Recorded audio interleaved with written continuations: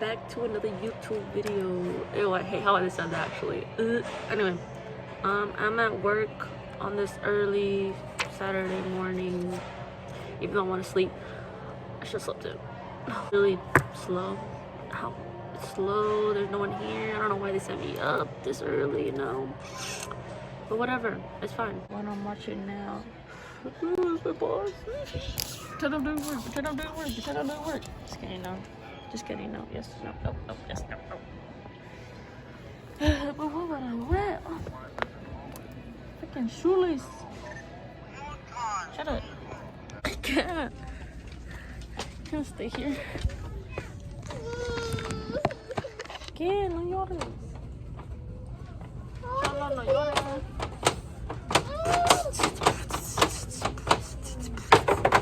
But Vanessa, I want you to be with me. Freddie, you're supposed to be on live down. Vanessa, ¿por qué está hablando español? Okay, make sure you're getting me, alright? And just trying to get me one inside, okay? Okay. Is it Wait, is it recording? It is recording. Are you getting me? Wait, stop. Yeah. Yeah, it is. Okay, cool. Okay. Get to it. Hey, Hi. what's up? What's up? Thank you very much. How you doing? I am doing good. Wow, so fun. Why is it like? Oh, I just did the phone. must be sad. Shut up, Lila. It should be sad. Oh, that phone. Dang! Give me the phone! I have no choice. I have no choice. You like that? You like It's gonna that? be like all over the place, so like just bear with me, you know. And sorry if it's like loud and stuff like that. But yeah, I didn't really record that much at work because my work is boring and I literally do the same thing every single dang day. I always come to work. But yeah, this is just a little video of me going to Mountain Mug. Yes sir, getting some pizza and some hot wings. Yes sir, let's go. Now we're at what's it called? Mountain Mike's. Yeah. First day kind of nervous. Would you say first day kind of nervous? Oh. Stop playing with the water.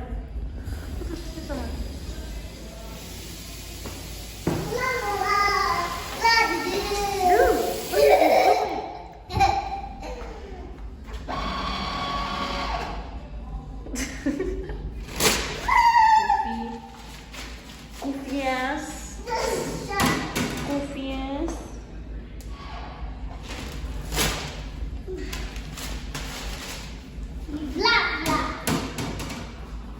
Cool. What is it? Look. Bro, they're not annoying, bro. Ah, you got some hot wings and some pizza. Yes, sir. Then it's nighttime. As if I couldn't see that. That's how dark it is. I'm scared. I know. Come here. Alright, Maisie, what are we doing? Where are we going? Church. We're going to church. It's gonna be super fun. Yeah. Super duper fun. Where are we, Maisie? To church. Yay! We made it, yes sir. Come here, Maisie. No. Bro, what you doing? Oh. So we're at church now. Pretty early. Finally, because we left early. If not, then we would have been late. But yeah. Oh, what? Dang it! I should have switched to the side. No. It's the Converse. It's the Converse. It's the shoes. That's funny. What we learned? You're mean. I want another rosary. Right there. Oh, sorry. Ow! The portrait.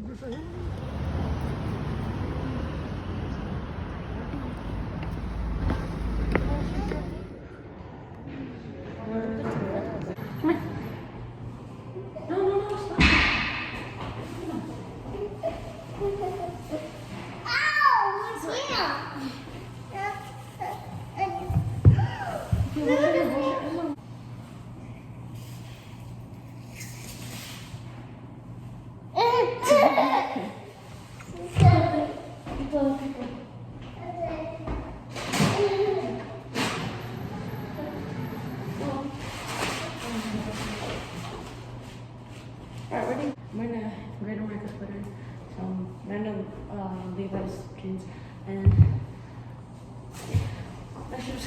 Macy, come here. Fishing all day and caught nothing. It was just not a productive day for them. Here comes Jesus, and he gets into the boat. Now remember, he gets in after they're trying to get out. Like, we're done. We're done for the day. There's nothing else we can do. And then he gets in, and he says, go out to some shell right there, just right off the shore. And from the boat, he starts teaching. Now, there's this, for me, I'm troubled sometimes because I always wonder, what was he teaching? It never says in Scripture what he's telling the people. It must be good stuff, right? But I always wonder, what is he teaching? What is this message that he's giving people? Well, after he finishes teaching, he says, go out into deeper waters, go out even further, and cast out your net. And they're like, well, we've been working all day, we caught nothing. What makes this different? What makes this different? That you're asking me. But because you're asking, I'm going to do it. Because it's Jesus, I'm going to do it. Right? Haven't we done that many, many times? Or it depends on the person that's asking. But if it was up to us, we'd be like, I'm done. Right? Come on, run another lap. Because I'm so tired. Right? But because you're asking me, I'm going to go ahead and do it. After a long day, a mother is working tirelessly at work and then comes home and does a feast, but the son or the daughter shows up at 11 p.m. hungry, right, after whatever they were doing. And mom herself is kind of like, all right, let me make you some food. Let me heat up some food for you. And it happens when you have little babies. I don't know where they come up with this energy, but because the child is asking oftentimes, that's out of love. No matter what, every single one of these interactions is out of love. Now, they cast out, put down the net, and what happens? Catches a ton of fish. It's overwhelming. It's starting to tear the nets themselves. And then they ask for help. Come here with your boat. Come here, help me out. And the other boat comes, and they start filling both boats to the point that they're almost capsizing. They're overflowing, and they're about to sink because they're so full of fish. And there's this beautiful moment that connects us to the first reading. And the moment is when Peter says, I am not worthy. Like, just depart from me, Jesus, because I'm not worthy to be in your presence. This miracle, or whatever that just happened, I'm in awe. And I don't feel like I should be around, or that you should be around me, who am a sinner. Connects us to the first reading where there is this declaration that we are of unclean people. Right? That we're not pure, that we're less than perfect. But God is still calling people, even if they're unclean. There's a calling to the people of that time. In the same way, Jesus is calling people like Peter. I mean, he walked into the boat. So either God reveals himself through a vision, through a dream, an audible hearing that God is calling us to be great disciples, to follow him, no matter our imperfections, our shortcomings, and our sinfulness, or that we feel unclean. Again, Jesus is in a boat. He comes into our boat asking for us to cast out our nets. I know we're tired. I know it feels frustrating at times. It's like, man, it's just so hard to follow you, Jesus, or to believe in you. But it doesn't matter if we don't believe in him, he believes in us. With all of our imperfections, with all of our sinfulness, with all the stuff that goes on in our minds, he calls to us to cast out our nets into the world, to be fishermen of women and men, to go out into the world and to truly inspire others to be better, or to remind them that they are exactly who they should be, that they're good enough. And that we're all called to come to church every Sunday, not because we think that we're clean or sin-free.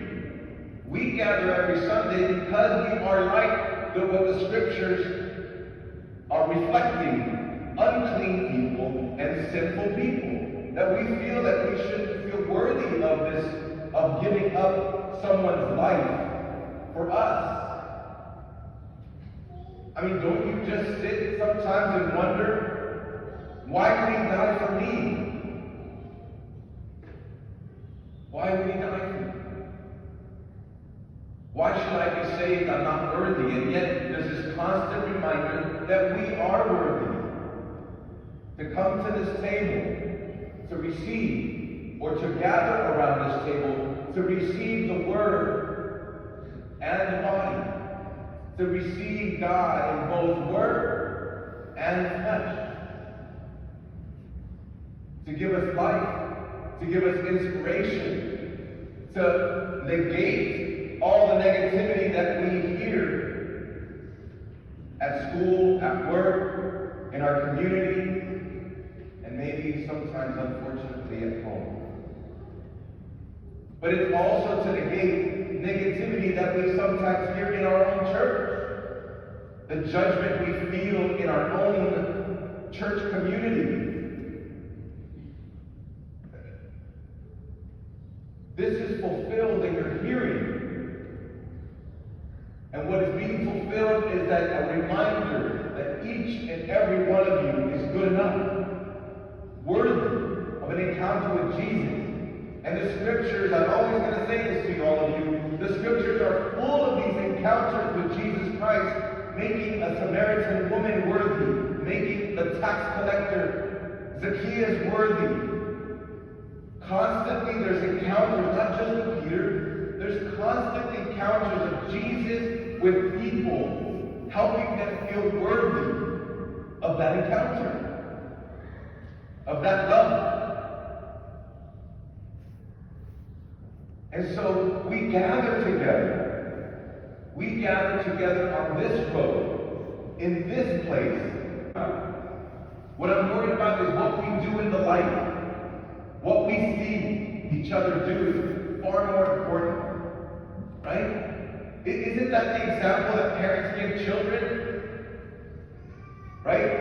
It's because children are always watching. They're watching how you forgive.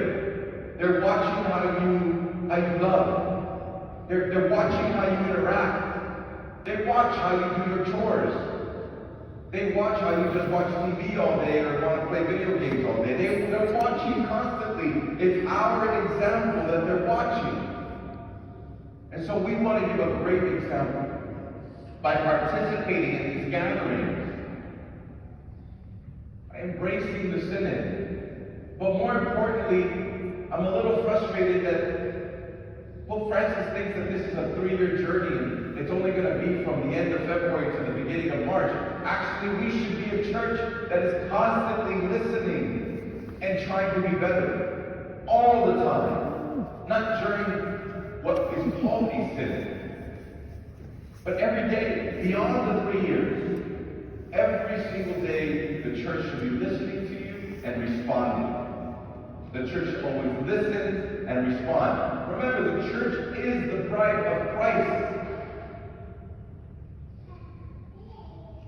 And she is our mother church. And just like any amazing mother is always listening, and brothers and sisters that will go and reflect on the Word of God. Tacos or tamales, tacos or tamales, tacos or tamales, tacos. I think I'm gonna go tacos, I guess. By the way, but no! Nice.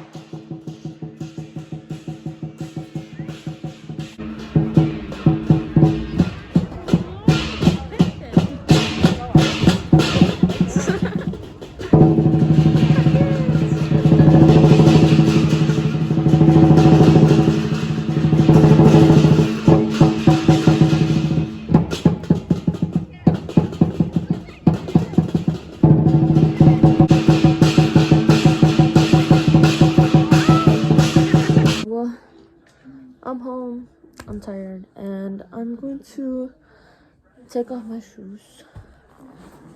And I'm gonna go to sleep. Well, I'm gonna change into sweats. Yeah.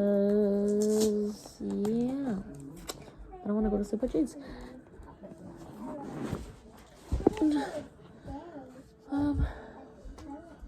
Eat. Alright, like and subscribe.